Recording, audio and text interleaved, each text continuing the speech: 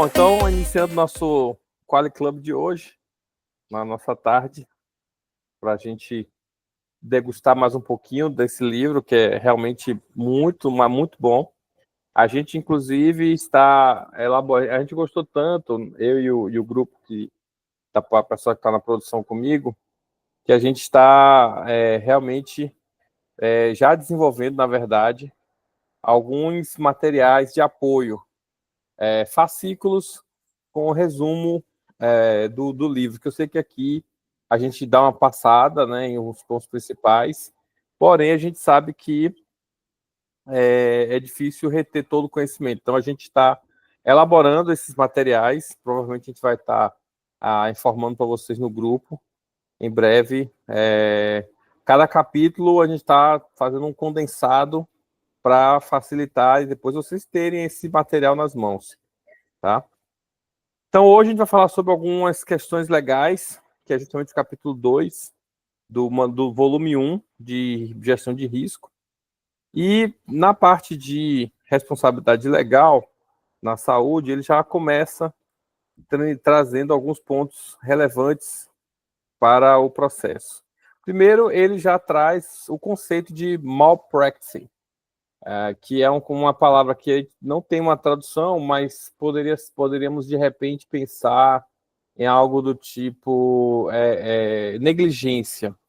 Talvez a palavra mais próxima a uma tradução seria essa. Mas, tecnicamente falando, a gente está conceituando ela através da leitura do livro, né, como sendo a falha no desempenho dos deveres profissionais por omissão, ou seja, quando você não faz, né, não cumpre com o que tem que ser feito, ou ação imprudente, que causa injúria, sofrimento ou morte do paciente e que poderia ter sido evitado se o cuidado apropriado tivesse sido prestado. Ou seja, a gente está falando da prática da medicina que tem um protocolo, que tem um modus operandi que precisa ser cumprido, e muitas vezes, quando ele não é cumprido, ou quando o médico toma decisões que estão fora da linha lógica da medicina,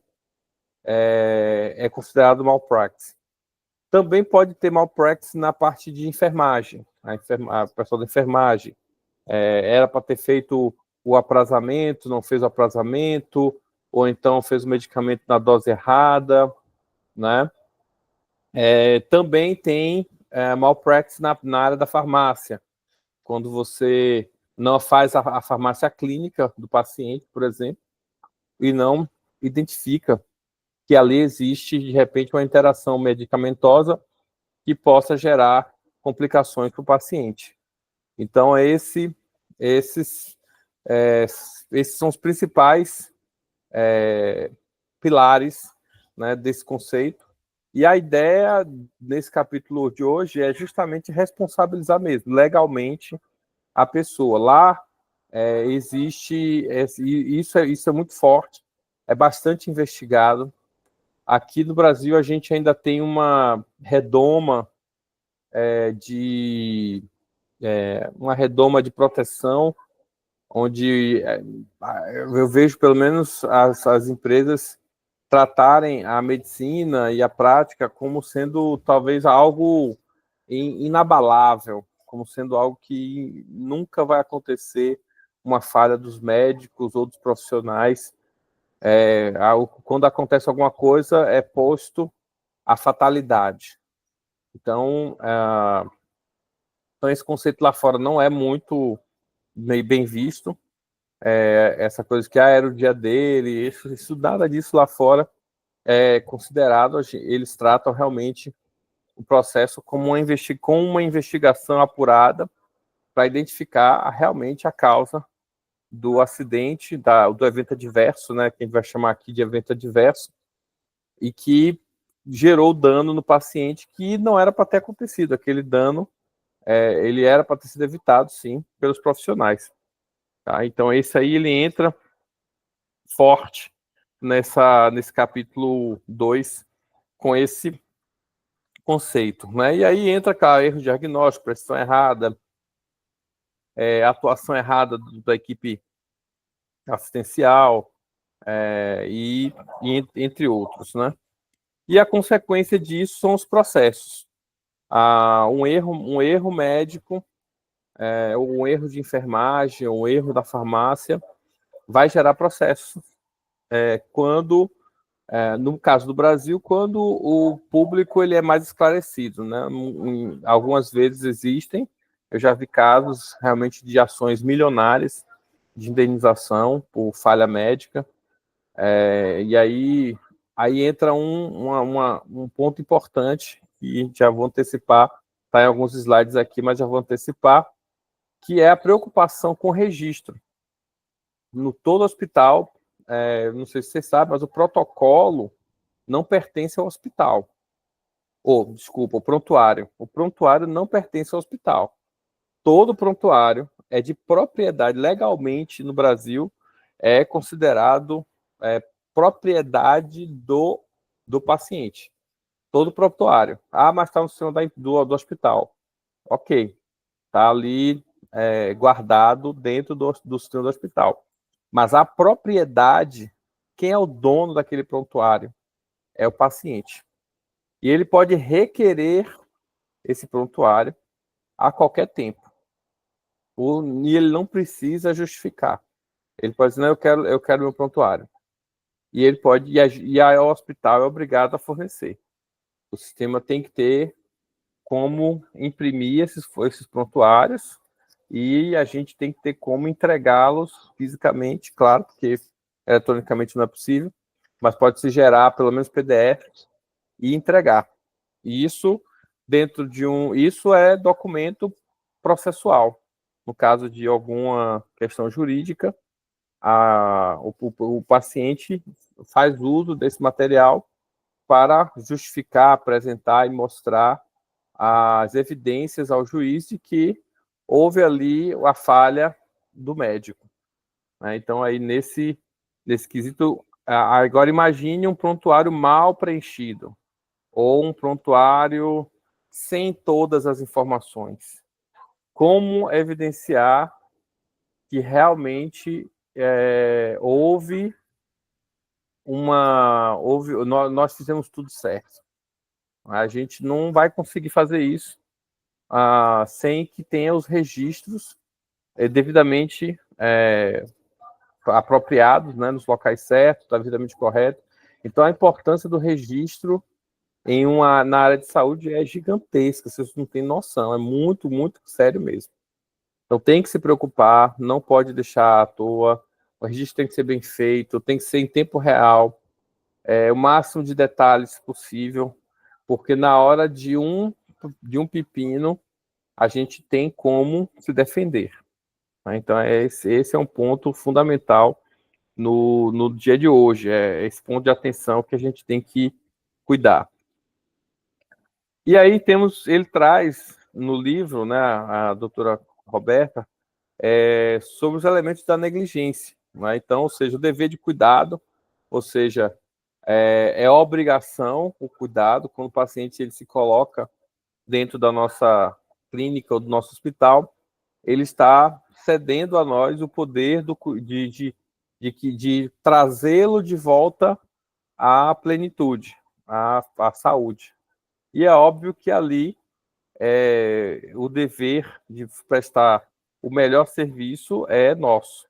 Então, esse dever de cuidado, quando ele não é totalmente executado, ou seja, quando o profissional da área de saúde ele não se preocupa em realmente entregar o melhor, fazer o que tem que ser feito e prestar atenção devida, isso aí é causa da negligência, que foi a melhor tradução que eu consegui encontrar para malpractice. Também outra é a violação do dever, que é quando você propositalmente faz ali todos os profissionais de saúde eles têm um juramento, né, de cumprir, de realmente trazer e cuidar das pessoas. Né? Então, quando você viola, né, esse dever, faz realmente algo que está fora dos padrões, Esse é um caso um pouco mais difícil, mas pode acontecer. Isso realmente vai gerar também o malpractice ou a negligência. O dano em si, ele já é um ponto já de start de uma possível negligência, porque quando o paciente, que até então, se o paciente sai com saúde, sai se sentindo bem, ele vai tranquilo para casa e não teremos nenhum tipo de adversidade. Mas quando o paciente vem pleno ou então com alguma dor e ele piora, né, ele sempre vai fazer essa comparação, gente. Ele vai comparar sempre o estado em que ele entrou com o estado que ele está naquele momento. E se ele sentir que ele está piorando, isso pode vir a causar um estresse dentro do processo assistencial. E essa preocupação é importante porque, na medida que a gente vai piorando o paciente ao invés de melhorar, ele vai ter aquela sensação de arrependimento. Poxa, eu não deveria ter vindo aqui.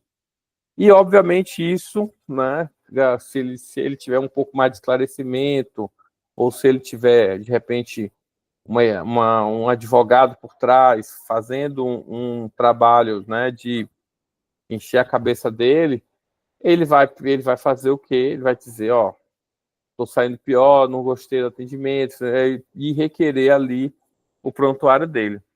E aí, na hora que ele requer o prontuário, com certeza, ele já está orientado. Uma família ou um paciente que chega para você e pede o prontuário é porque ele já está orientado pelos advogados. Então, já espera a bomba que vai vir, tá? Nexo causal, que também é quando você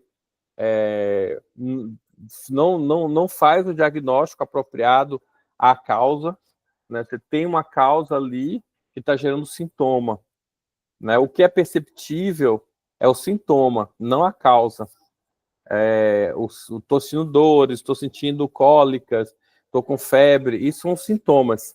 Os sintomas são aqueles, são os elementos que são perceptíveis. A causa não. Então, a partir dos sintomas, a gente tenta achar a causa. Só que, muitas vezes, nesse processo de, a partir dos sintomas, identificar a causa, pode haver falhas. E aí, se essas falhas forem comprovadas que foi por, de repente, desleixo ou falta de conhecimento do profissional, tudo isso gera também ato de negligência. O que é importante a gente perceber é que, na verdade, todos esses elementos, de alguma forma, eles vão estar presentes na negligência assistencial. Né? O dever do cuidado, a violação do dever, o dano e a falta de um nexo causal, eles vão estar em conjunto, porque ninguém faz nada de propósito. Não, eu vou aqui agora, vou sair de casa hoje para prejudicar as pessoas. Ninguém sai, nenhum profissional de saúde que se predispôs a estudar e a querer. Todo mundo que está na área de saúde quer realmente ver as pessoas bem. Então, é óbvio que o entendimento é que não há uma intenção de fazer o mal, mas existe o processo do desleixo em alguns pontos. E aí, nesse desleixo, nessa falta de cuidado, é que entra a negligência. Então, não há uma visão, pelo menos lá fora, a partir do livro, de que há algo que possa ser feito de propósito. Não. O que ocorre são os atos de negligência. E aí, alguns elementos que ele traz, né, no livro, importante, e também muito conhecido por nós, aqui também no Brasil, que é o consentimento informado, ou a TCLE, né, o termo de consentimento o termo de consentimento livre e esclarecido, também conhecido dessa forma. Né? A ideia dele realmente um objeto importantíssimo, gente, na gestão de riscos, no compliance e na governança. Ele faz parte de todos esses programas. Ele garante muita coisa mesmo. Eu prefiro pecar pelo excesso. Então, nas implantações de ONA, a gente faz termo de TCLE de muita coisa. Até coisas nem tão invasivas assim, a gente até prefere. Por exemplo, eu tive clientes de fisioterapia. Quer dizer, não tem nada invasivo, é coisa assim, mas a gente fez TCLE de muita coisa. Por quê? Porque a gente não sabe, né, o que está na cabeça das pessoas. Então, eu prefiro pecar pelo excesso. Então, fizemos vários termos de consentimento livre esclarecido para a área de fisioterapia, uma coisa assim que você pensa, pô, fisioterapia, o cara vai lá, né, fazer os movimentos, coisa leve, coisinha simples. Mesmo assim, pode gerar uma lesão, pode gerar uma dor. Aí eu passei, aquela paciente que eu falei no início, ó, eu cheguei assim de um jeito. Minha expectativa como paciente é sair melhor e leia-se, com menos dor, sem sentir os sintomas que eu estou sentindo agora. Se eu saio pior, ou seja, com mais dor ou com mais lesão do que o que eu tinha antes, aí já desperta aquela coisa, né? Ai, será que ele está fazendo certo? Será que ele está realmente agindo da forma certa? E como hoje tem muito advogado aí especializado em realmente tirar dinheiro das empresas de saúde, infelizmente, né? Sabemos que tem isso. Então a gente tem que se precaver e eu acho que nesses pontos a minha recomendação é que sejamos exagerados mesmo. Eu prefiro que a gente peque pelo excesso. Então faz até uma coisa simples. Ah, o cara vai correr na esteira, bota. Ó, você está sabendo que tem um risco aqui, você pode tropeçar, não sei o quê, se você está sabendo que quando você chegar nesse tempo, você tem que fazer assim. Então, tudo, gente, que vocês puderem ver aí, façam termos de consentimento de livre, termo de consentimento livre esclarecido, dando uma explicação clara dos riscos, dos benefícios, das alternativas. Mostra o paciente até que as alternativas você mostrou. Ó, a gente até disse a ele que tinha outras alternativas, mas ele aceitou ir por essa. Né? Então, assim, isso livra muito o hospital e a clínica de muito problema. Documento assinado, tá? Imprime, assina, guarda, tá? Hoje a assinatura eletrônica ela é permitida, mas ainda não é uma coisa muito funcional. Né? Você chegar para o paciente e pedir uma assinatura eletrônica vai ser ainda um pouco difícil. Então, o que nos sobra mesmo é a preocupação em imprimir e pegar a assinatura dele antes de realizar o procedimento. Óbvio. E assim, gente, não é assim, até aproveitando o tema, não é pegar e entregar, ó, tá aqui o termo, lê aí e assina. Você lê junto dele, explicando. Esse é o certo. Você vai pegar, ó, vou te mostrar aqui o termo de esclarecido, aí você vai ler, ó, tá aqui, os riscos são esses, tá vendo? Vai mostrando para ele todos os pontos, de forma transparente e ética. E aí, se ele realmente ainda assim quiser fazer, pronto, aí ele então se assina aqui e vamos iniciar a terapia, tá? Tem que estar assinado, mas assim, não é assinado só de entregar o documento quando ele assinar, é assinado de entregar o documento, explicar a ele o documento e seguir em frente. Pode ser revogado a qualquer momento, se ele achar que, por exemplo, ele assinou, mas aí ele passou um tempo, né? Naquela hora ali ele foi lá e assinou, e aí ele está lá esperando. Mas aí ele não quer mais. Ele desistiu. Não quero mais não, não quero mais não, pode ser revogado? Pode. Aí o que é o ideal? É registrar isso. Então, o senhor faz um outro, você pode pegar fazer um outro termo, ou então fazer um documento de revogação do termo anterior, e aí revoga-se o termo e aí não faz o procedimento. Eu falo, tá bom, então também a gente não vai poder fazer, porque. Ou então mostra outras alternativas, se existirem, claro. Né, se existirem. As únicas exceções aí são as emergências. Né, porque no caso de emergência, aí realmente é difícil, né? Como é que você vai parar para explicar, né? Ah, isso aqui e tal. Entendeu? Então, assim, tem uma brecha ali na parte da emergência, porque realmente emergência, as coisas são naquela correria mesmo, não há o que se fazer. Então, nesses casos, o termo de consentimento informado, né? Mesmo assim, eu ainda estou a favor de, em determinado momento, chamar os familiares e conversar, explicar, apesar de que mesmo assim eu sei que é tem casos e casos aí. Na emergência a gente tem que realmente tratar cada situação. Confidencialidade e privacidade, então existe uma proteção lá, eles também têm a LGPD deles, tá? Chama-se HIPAA, né? Aqui deve ser HIPAA, não sei se eles falam assim. No livro é difícil da gente saber a pronúncia.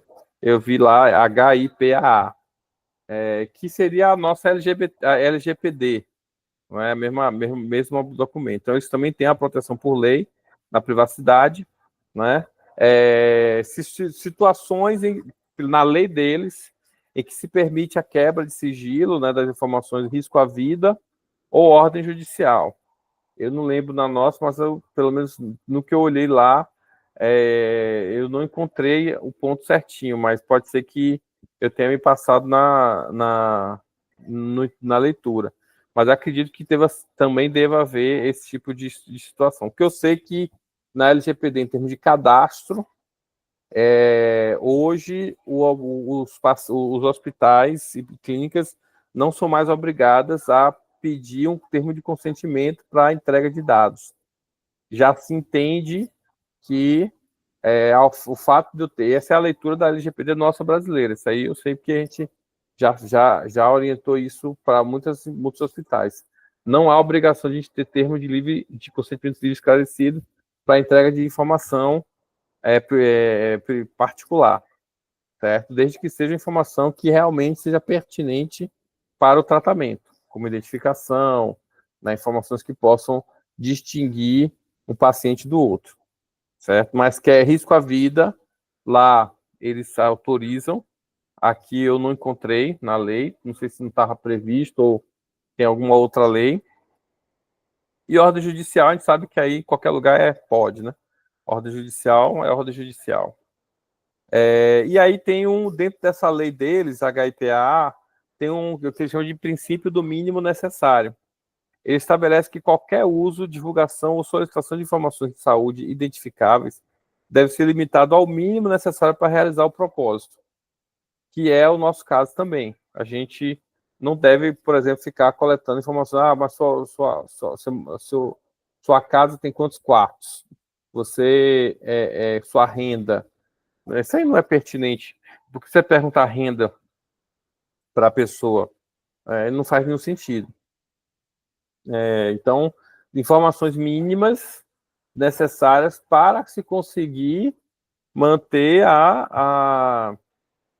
realizar o tratamento. Que aí, no nosso caso, na parte de cadastro, a gente vai pensar no sentido de ter um mínimo que possa nos auxiliar a distinguir um paciente do outro.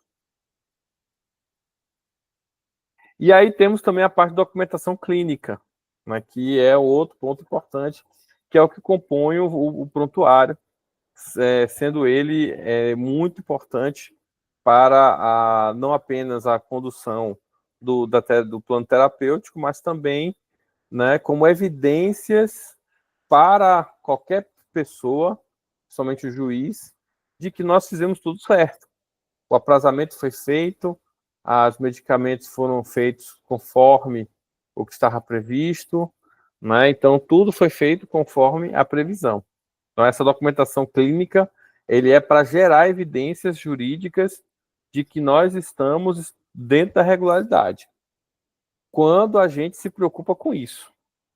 Quando o hospital ou a clínica negligencia a documentação clínica, aí o efeito é o contrário. Aí você está dando armas para o paciente e o juiz tomar decisões de prejudiciais para a empresa. Certo? Então, a preocupação com documentação clínica é de fundamental importância, tá? E aí entra a qualidade também para auxiliar nesses processos, e entra também a comissão de revisão de prontuário, tem a alta responsabilidade de estar auditando os prontuários e verificando se essa documentação clínica está dentro dos conformes, certo? Uma preocupação da comissão de revisão de prontuário é garantir isso, certo? Então, para isso existe essa comissão. Se não estiver ocorrendo, se não estiver fazendo auditoria de prontuário, aí eu digo a vocês, a grande chance de estar sendo negligenciada a documentação clínica é altíssima. As chances são altíssimas. Então, porque uma coisa por que eu digo isso? Tá? Primeiro, pela minha experiência. Segundo, porque existe uma coisa chamada lei do menor esforço. O que é essa lei do menor esforço? Poxa, o que é mais importante ali? Eu fazer o ato, né, de fazer o aprazamento, por exemplo. Né? Aí, pô, tem que parar para registrar. As pessoas acham chato, acham desnecessário. Quando a cultura da qualidade não está muito bem enraizada, é isso que acontece. E aí a gente vai para uma tangente de preferir evitar o registro. E aí, nesse processo, vai se criando uma cultura ou então do tipo, eu vou fazer depois. Aí, quando vai fazer depois, tem um monte de evoluções pendentes e que acabam sendo feitas a toque de caixa, sem uma preocupação com a qualidade do que está sendo registrado. Então, essa comissão precisa verificar não apenas se existe o registro, mas a qualidade desse registro. Esse registro ele é suficiente, ele retrata todos os aspectos pertinentes para aquela terapia, aquele tratamento que está sendo dado. Então, se sim, beleza. Mas se não, tem que gerar plano de ação, treinamento, conscientização das pessoas, tá? Então, lá nesse capítulo eu não vi nada nesse sentido, mas trazendo para a nossa realidade, onde a gente tem na lei, lei, temos que cumprir. A comissão de revisão de prontuário é uma comissão obrigatória, tem que existir. Então, vamos dar a ela esse papel de identificar essas lacunas e a gente fazer melhor. Até porque a documentação clínica é base de defesa legal, seja para o hospital, seja para o paciente. Se o paciente quiser mostrar que realmente não foi dado o treinamento, o tratamento adequado, ele tem ali no prontuário as evidências. Se é para se defender, dizendo, mostrando, não, nós realmente fizemos as coisas certas, está aqui o prontuário para mostrar a verdade. Tá? Então, ele é a base de defesa fundamental de qualquer processo contra o hospital. E aí essa documentação tem que ser clara, objetiva e atualizada, gente. Como falei, a gente não sabe em que momento será requerido o prontuário. Então, deixar para depois as evoluções, além de aumentar o risco de perda de dados e perda de informação, se numa situação de requerimento de prontuário, se o prontuário não estiver 100% atualizado, é aquilo que vai para o processo. Então, não adianta chegar depois. Como assim chegar depois? Aí, se você chega depois, não, mas é porque estava faltando evoluir. Aí o juiz não vai interpretar dessa forma. O juiz ele vai entender, não, mas está produzindo provas falsas. Porque eram para estar na hora da coleta do prontuário, elas deveriam estar lá. Então fica caracterizando, se você trouxer depois, caracteriza uma produção de provas fictícias. E aí é pior ainda, aí o tiro sai, é tiro de bazuca no pé. Então está produzindo prova para tentar se defender, tipo, por que não estava lá no prontuário? Se a prática é essa e a legislação cobra isso. Então, para o juiz, o que está no prontuário é o que está valendo.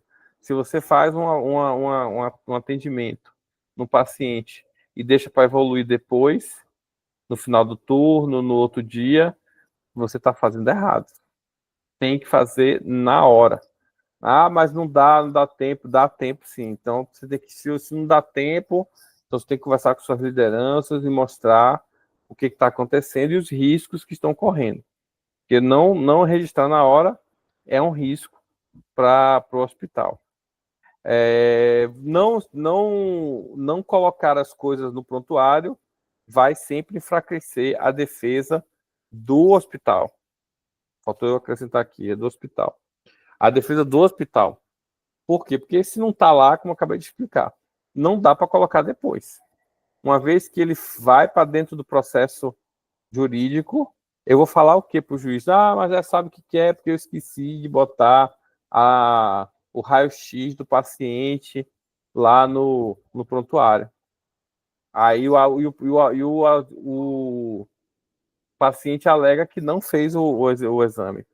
Bom, o exame talvez seja mais fácil de provar porque tem datas, né? Mas de repente uma evolução do enfermeiro ou do aprazamento que o medicamento que ele aplicou, mas ele não registrou e o paciente está alegando que não recebeu os medicamentos nos tempos certos. E aí está lá a evidência no formulário que você não preencheu. Então isso tudo são essas omissões, elas podem complicar muito para o hospital, tá? E a regra é essa: não documentado não foi feito. É lá e aqui também. No Brasil não é diferente. A interpretação jurídica para algo que não está no prontuário, não está na documentação, é que não foi feito. Ah, não tá, não foi feito. Não adianta você chegar depois com uma evidência, né? A não ser, como eu falei, que se alguma coisa você consiga provar que ali realmente foi feito, porque tem uma data, que não tem como mexer, mas olha a confusão que já está feita. Né? Então, o não documentado, leia-se não feito. E eu gosto de trazer esse mantra até para a qualidade também. Né? Ou seja, o que não foi registrado, ele não foi feito. Não foi feito. Ah, foi feito. Não, não foi. Só vale, para efeito de qualidade, só vale o que foi registrado. Se você, porque de boca não funciona nada. Nada funciona de boca. Tá? Tudo é no registro preto no branco. E aí vamos para o prontuário eletrônico, né, que ele faz muita menção a ele nesse capítulo.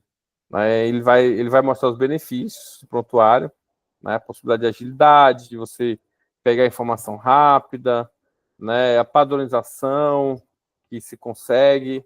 Você pode, é importante que você tenha um glossário, por exemplo. Né, o prontuário ele precisa ter um glossário, porque eu sei que as simbologias ajudam a gente a escrever mais rápido, a ter uma evolução mais precisa, mas desde que haja um glossário, tá? Então, esse glossário, ele precisa ser, se ele não existe, ele precisa ser discutido. Quem puxa essa discussão é a comissão de revisão de prontuário, juntamente com a qualidade, setor de qualidade. Então, os dois vão ser vão capitanear esse processo de confecção do glossário e vão definir quais são os termos padronizados da empresa. Ou seja, quando a gente falar isso, quando aparecer no prontuário essa sigla significa isso. Quando aparecer no prontuário essa sigla. E isso tem que estar documentado e registrado, né, se possível até em ata da CRP, mostrando porque para o juiz, ele vai procurar as evidências. Então, se mostrar uma ata assinada do dia tal, mostrando que foi aprovado o glossário e que aquele prontuário está de acordo com o glossário, aí beleza. Agora, se você tiver um glossário aprovado pela CRP que não é seguido pelos médicos e enfermeiros, aí você tem um problema, porque aí é evidência contra você. Não é você Aí, tá aqui o glossário está dizendo isso, a evolução está dizendo aquilo. Né? Então, ou seja, é um símbolo que não tem no glossário, é algo que pode ser interpretado como uma omissão ou como uma má evolução. E isso, dependendo do caso, pode não dar nada, mas pode dar tudo. Então, tem que padronizar o glossário. Depois que vocês aprovam o glossário, isso tem que ser publicado e difundido para todas as pessoas, certo? Para todas a equipe, as pessoas que mexem no prontuário, as pessoas que estão ali evoluindo, certo? Essas pessoas têm que estar conscientes. E outra coisa também, o glossário não é para decorar não, tá, gente? O glossário pode ser algo, pode não, ele é algo que você pode consultar.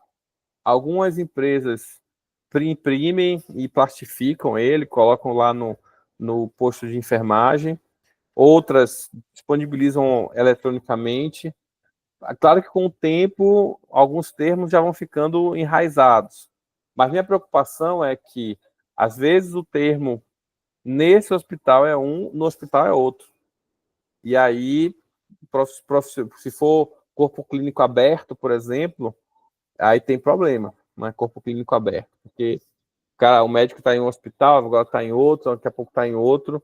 E, claro, não estou dizendo que a empresa tem que ter corpo clínico fechado, mas tem que se preocupar com o treinamento do médico que está chegando. A empresa contratou um médico novo, um cirurgião novo, tem que treinar essa pessoa. Ele tem que fazer o onboarding e a integração do mesmo jeito como se faz com o funcionário. Ele tem que entender as regras da empresa, ele tem que entender os protocolos clínicos, os protocolos de segurança, ele tem que saber o do glossário. Então, esses treinamentos precisam ser dados para também os médicos, tá, gente? Eu sei que médico não é médico, como eu falei, se for corpo clínico aberto, tem que dar treinamento para todo mundo, para eles saberem como ali naquele hospital é tratada os termos, né, do prontuário. Muitos termos são até comuns, tá? São os mesmos termos que circulam por aí. Mas alguns, às vezes, diferem. Eu já vi muitos diferirem de um para outro. E aí nós temos alguns riscos. O primeiro deles, é um risco importante que o livro trata, é o acesso indevido. Prontuário, ele não tem somente os dados de cadastro, mas ele tem dados da saúde daquela pessoa. Então, isso não pode ser algo aberto. Tem que ter muito cuidado, em especial, quem são as pessoas, os familiares, os acompanhantes autorizados a acessar o prontuário. Né? Caso o paciente seja incapaz ou não esteja em condições naquele momento, né, de acessar ou de ler o documento, tem que haver alguém, até eu prefiro, como eu falei, eu gosto tudo do preto no branco. Eu altamente recomendo que no ato do cadastramento da entrada do paciente no hospital, que lá mesmo ele já faça, se for o caso de ele ficar inconsciente, né, durante a cirurgia, né, uma cirurgia complexa que tem que dar a sedação total, aí quem são as pessoas que estão autorizadas pelo próprio paciente, aí, ó, assinar porque acesso à informação a gente não sabe, daqui a pouco é uma pessoa não autorizada, acessa a informação, o paciente depois descobre que a informação dele vazou, e ó o problema aí para a empresa. Hoje, com o digital, uma das coisas que eu já vi muito acontecer e eu me preocupo bastante é com o Ctrl+C, Ctrl+V. Já vi muito Ctrl+C, Ctrl+V em prontuário. O cara pega lá, é a mesma evolução, ele copia e cola, copia e cola, copia. Tem software, tem aplicativos que parece que já tem até alguns templates prontos. Eu não gosto, tá? Mas assim, se for algo que é necessário para poder agilizar, pelo menos orientem, sensibilizem os profissionais, né, médicos, enfermeiros, farmacêuticos, a ler o que está escrevendo. Não faz o Ctrl-C, Ctrl-V e vai embora. Porque eu já vi muito erro de Ctrl-C, Ctrl-V de coisas que não tinha nada a ver com uma coisa com a outra. Né? E pior, né, trazer informações equivocadas que podem atrapalhar, de repente, a leitura de quem vai dar continuidade ao tratamento, no caso de um plantão, né, troca de turno. Então, esses erros automáticos também são algo que a gente tem que ficar atenção. O que é importante é ter regra de acesso. Se for o prontuário for físico, lugar de prontuário é no posto de enfermagem, né? Eu sempre sou a favor, ou então dentro do próprio quarto do paciente, mas eu até prefiro, eu gosto mais que o prontuário fique realmente no posto de enfermagem, é a prática mais comum, e lá você tem a equipe de enfermagem fazendo follow-up de todas as coisas. Eu sou pessoa anti-papel, né? Então, se puder trazer o máximo de coisas para o computador, eu prefiro. Eu acho que lá é muito mais prático e muito mais seguro, até porque prontuários em papel ainda, prontuários físicos, né? Tem a questão da caligrafia. E a caligrafia, a gente sabe que nem todo mundo tem uma letra bonita. A minha mesmo é horrível. Então, não dá certo. Né? A pessoa pode se confundir aí. E lembre-se que eu falei, preocupação com... Hoje, nosso tema é, se você puder perceber, é preocupação com registros que a gente tem dentro do hospital e da clínica, tá? Outro ponto que ele traz no capítulo é a relação profissional-paciente, né? Existe já uma base de confiança, existe uma comunicação e ética, mas a gente não pode abusar disso, certo? É claro que a gente já sabe que, como eu falei no início, ninguém sai de casa para prejudicar ninguém. As pessoas querem realmente ajudar e fazer a coisa acontecer. Mas não podemos se deixar levar pela confiança.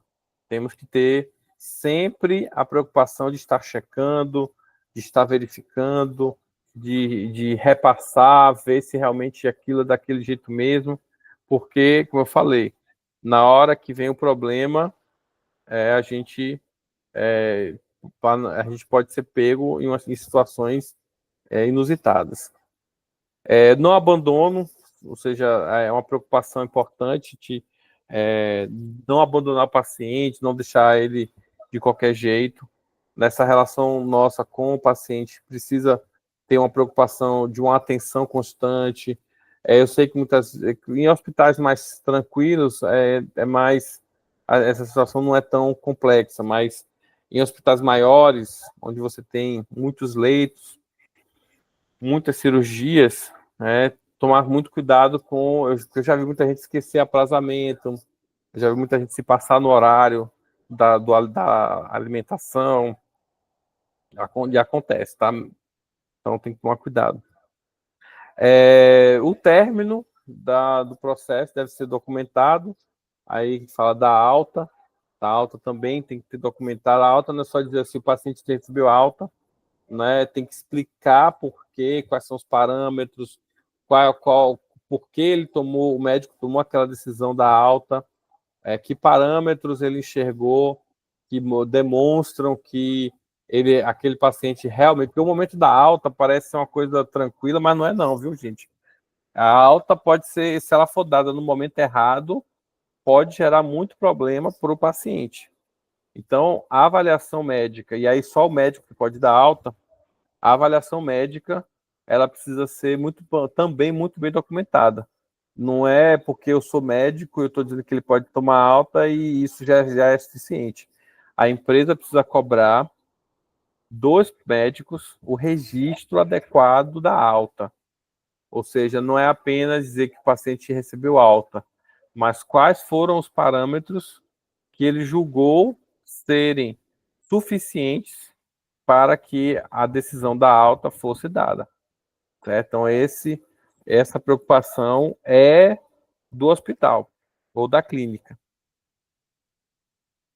E aqui, né, o livro também traz alguns casos reais de jurisprudência, né, ele traz vários casos sobre omissão de resultado crítico, ou seja, a gente sabe que resultados críticos precisam ser comunicados, situações de doenças críticas, crônicas também precisam ser comunicadas, e aí tem todo um protocolo para poder você fazer a comunicação de um diagnóstico de doenças complexas, como HIV ou então câncer, né, que são doenças que a gente sabe que as chances de recuperação são pequenas. Câncer até que nem tanto, mas HIV a gente entende que é mais complicado. Apesar de que ela hoje já tem medicamento que garante a sobrevida da pessoa, né, por muito tempo. Cirurgia sem novo consentimento também já aconteceu, de reabordagens, tá? As reabordagens também necessitam de ter aquele TCLE, ele cobre aquela cirurgia, tá? Uma vez que o paciente sai da cirurgia, aquele TCLE ele perde efeito. Uma reabordagem requer um novo TCLE. Se o paciente tiver em coma e não puder responder, aí algum familiar precisa, e aí por isso que, lá no início, quem é o familiar autorizado? Ou quem são as pessoas autorizadas? Normalmente a gente recorre a pai, mãe, pessoas mais próximas, mas isso é bom estar registrado, tá? Então, faz uma reabordagem, precisa de um novo TCLE, porque aquela situação já é uma outra situação. Uma situação de uma complicação, uma situação de uma deterioração clínica que aconteceu pós-cirúrgica, que vai precisar de um novo consentimento, tá? Ocultação de erro na lei, no direito, é entendido como agravamento. Todas as vezes que a gente tenta ocultar erro, erro do enfermeiro, erro do médico, ocultação de erro, gente, é considerado agravamento legal. E isso pode ter penalizações severas, não apenas para o hospital, mas também para os profissionais. Então, não pode ocultar erro, tem que ser bem, bem transparente. Para isso, existe o protocolo de disclosure. É um protocolo que se implanta no processo de governança e compliance.